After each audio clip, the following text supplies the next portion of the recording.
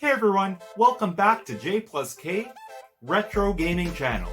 This week I'm going to be playing Breakout on the Atari 2600, and yes, I did fix my paddles, so I thought it's time to break into some paddle games.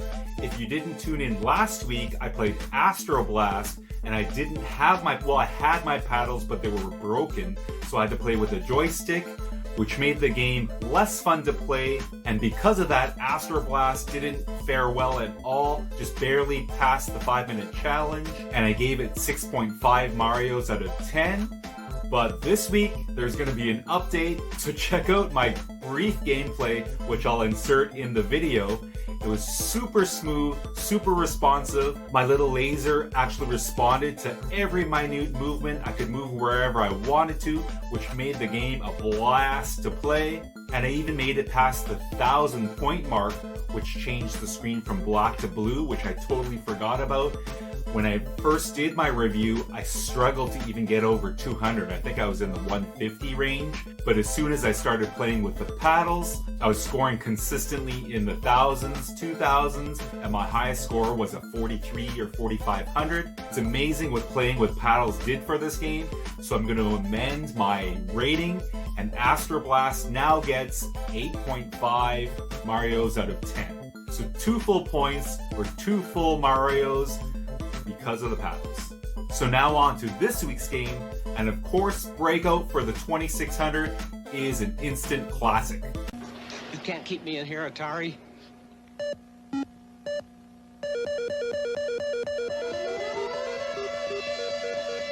Don't watch television tonight. Play it. So it was published by Atari and brought into the arcades in 1976, so way back in the 70s, and it was actually based on the classic game you guys probably know from 1972, Pong.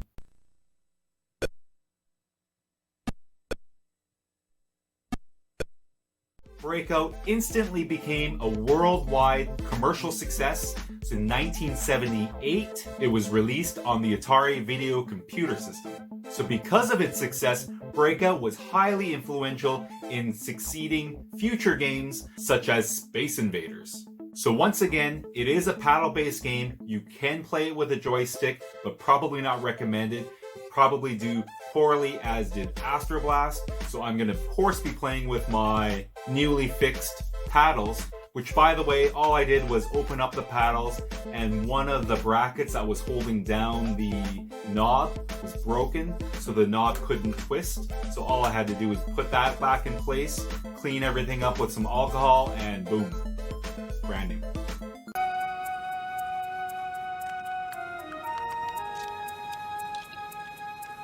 So there are 12 game modes for Breakout, so a lot of variety. I'm only going to play the one, which is the regular mode, but there are other modes which could be fun. There's steerable, catchable, and invisible mode. But again, we're just sticking with the regular mode. So again, if you guys aren't familiar with Breakout, there's a wall at the top of the screen where you have to break through brick by brick using a ball, and you have 5 lives to do it.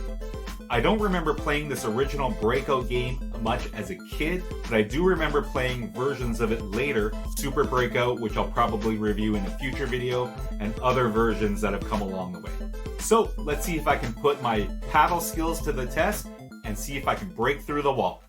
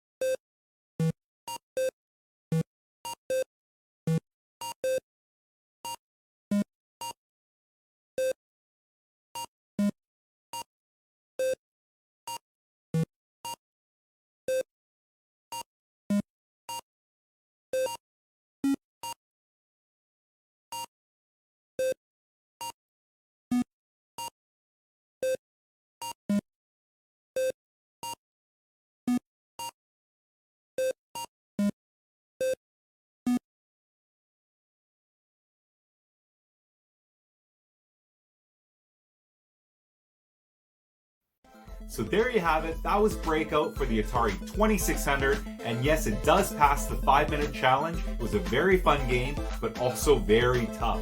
I'm going to give the audio and music 7 out of 10.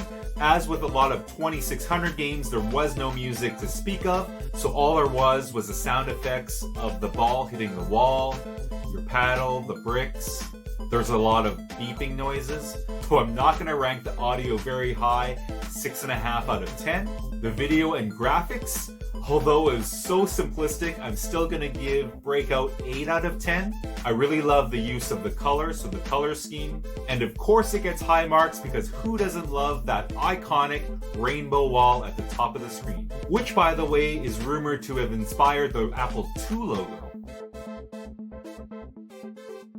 So now on to gameplay.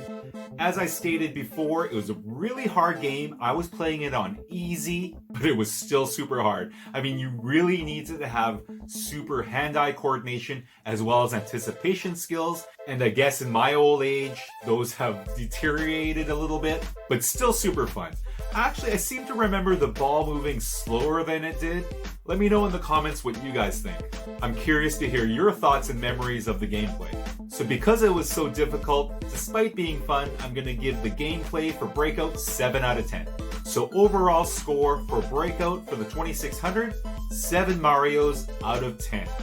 It did bring back so many memories and nostalgia playing with the paddle, and generally speaking, a really good game. I just probably have to brush up on my paddle skills.